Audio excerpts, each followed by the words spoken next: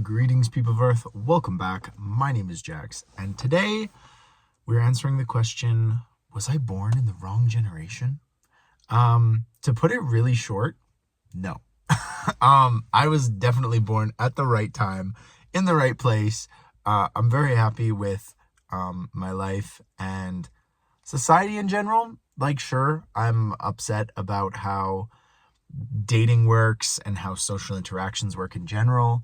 I don't like the influence of technology, and I'm really thankful that I grew up as a child with no technology, like with no iPads, phones, none of that stuff. I'm very happy that I grew up in the time I did.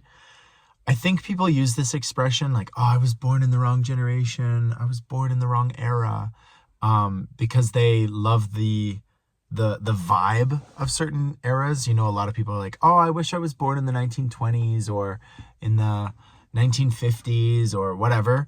And typically these people are very, I don't want to say it, but like privileged. Like 1950s, 1920s, not great if you were a minority, if you were LGBT, if you are living in a predominantly Western country and are not from a Western society. In general, there were lots of health problems and all kinds of difficulties. Occasionally, you'll meet somebody who says, like, oh, I wish I was born in ancient Greece or Rome or Egypt or ancient China or Japan. And like, I can understand from a philosophical point of view, like some of those eras in history brought us incredible philosophy and understanding and literature, like Homer, the Iliad, Marcus Aurelius's Meditations, the Tao Te Ching from ancient China, the Book of Zen. They're like the Vedas. There's like a whole bunch of really epic literature and history that we all kind of enjoy, and we love that whole like Game of Thrones medieval vibe.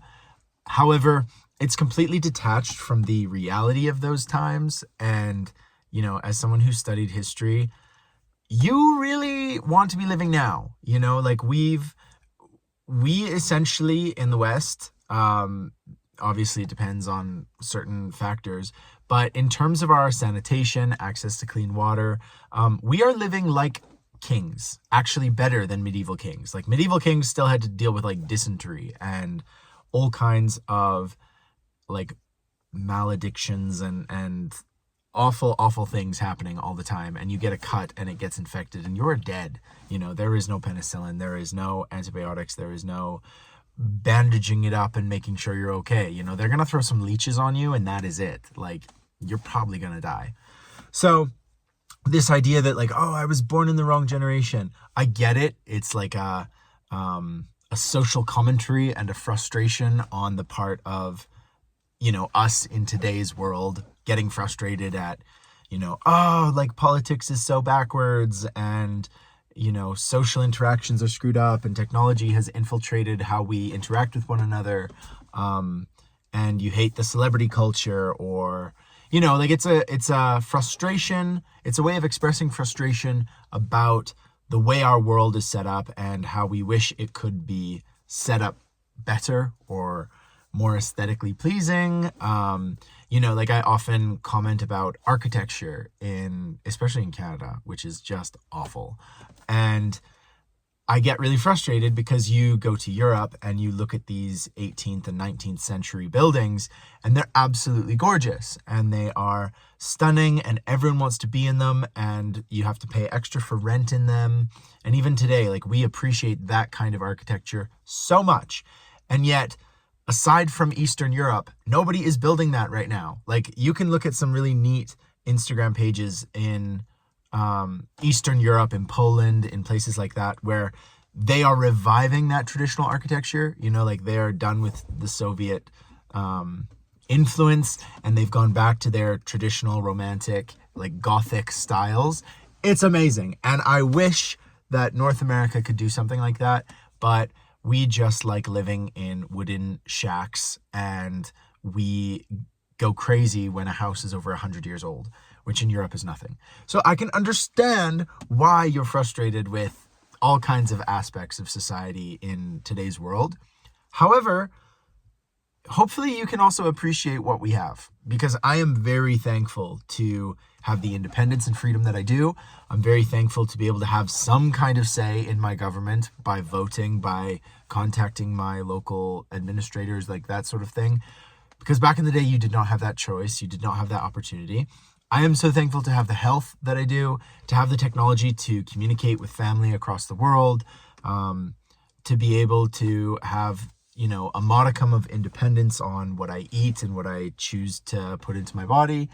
I am very happy to have the options and freedoms and sanitation and health and living standards that we have.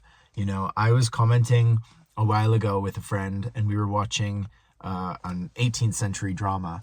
And I was commenting on like how many layers these people are wearing. Like they have an undershirt, and then they have a main shirt, and then they have a vest, and then they have an overcoat. And the poor women had corsets and all these different layers. And I was saying, like, that must be so uncomfortable. Like, I would be sweating like crazy. And my friend very poignantly pointed out that it was before central air heating or heating of any kind. And so I'm thinking like, oh, that must be so hot. And I'm sure in some areas of the world it would have been just scorching. However, in the New England area where this drama was taking place, it would have been cold. Like at nights, like all these things, like no indoor heating other than a fireplace. And I've had the luxury or the opportunity to be in a house that just has a roaring fire, and that's the only thing that heats it.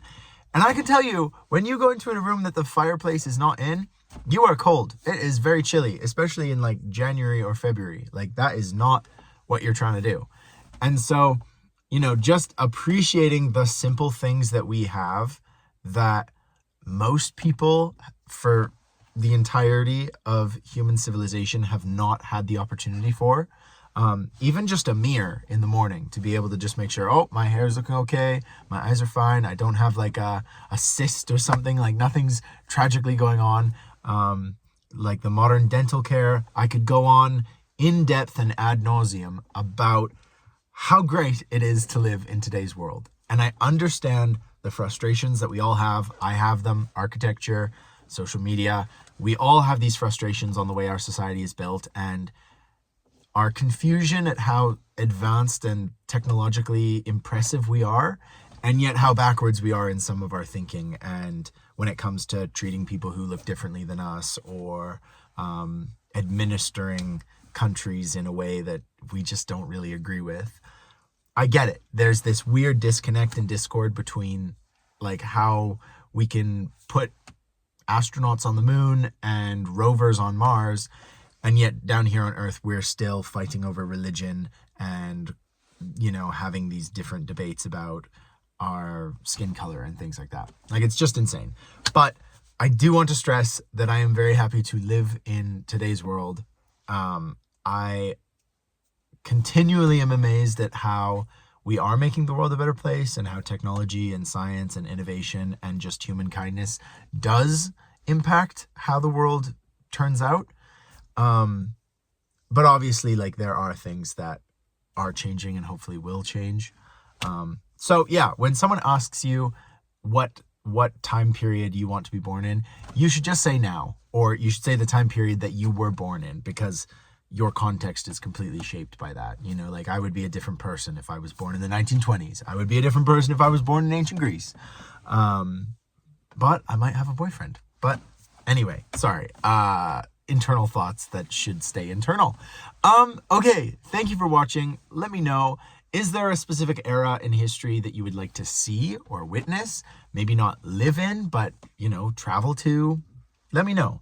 And if you genuinely have a good argument for a period of history that you would genuinely like to live in, I have a friend who's Native American, and his first was like, before white people. And I completely agree. I think that is a valid answer. So let me know your valid answers to this question. For my little self, I'm quite happy to have been born in 1996. That's just me, and I can't wait to hear what you say. So thank you guys for watching. I hope you're having a beautiful day, month, year, week, century, millennium, whatever you're having. I hope it's amazing. And as always, I'll talk to you guys tomorrow.